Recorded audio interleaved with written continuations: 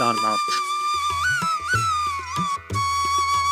आज जो आप भटार का केदारनाथ मंदिर देखेंगे वो एक नया डिज़ाइन है।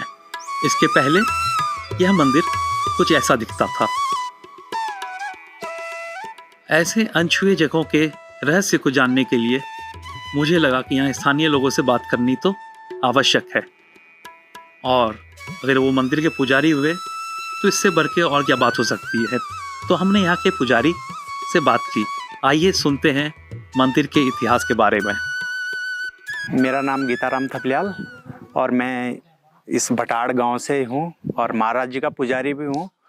और ये जो मंदिर है यहाँ केदार बाबा का, ये केदारनाथ से भी पौराणिक है, केदारनाथ से पहले का है, क्योंकि यहाँ जो है महाराज जी इधर से ही गए हैं केदारनाथ के लिए। तो उनका जो यहाँ रात्रि विश्राम था पशु रूप में, बेले के रूप में, उसकी जो लार की जो शिवलिंग टपकी है उसका यहाँ शिवलिंग है।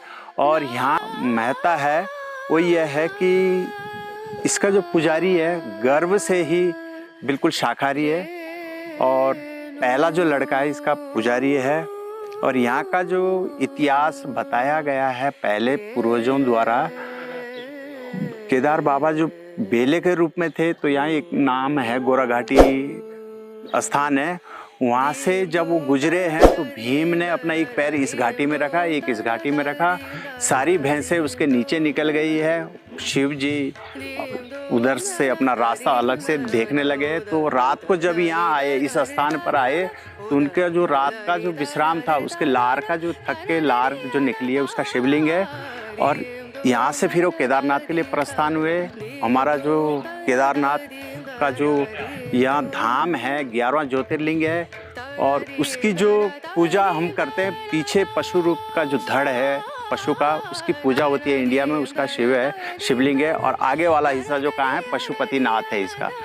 तो यहाँ पे जो है पूरा गांव जो है इसका पुजारी है। और ये जो मंदिर का जो निर्माण हो रहा है, देवदार के लकड़ी से हो रहा है महाराज का निर्माण, और पूरे 4 साल लगे हैं। एक गांव मात्र इसका निर्माण कर रहा है, जो भी व्यय इस पर खर्च हो रहा है एक गांव कर रहा है, और पूरा 4 साल से इसका निर्माण किया जा रहा है हमारे द्वारा।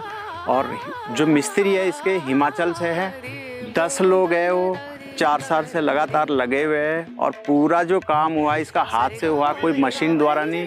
पूरी खुदाई जो लकड़ी पे की गई है हाथ द्वारा की गई है। तो ये महाराज की ही कृपा है, हम तो एक माध्यम है, इसी प्रभु की कृपा है कि हमारे हाथों से ये कार्य होना था। और आज ये समाप्ति पे भी है।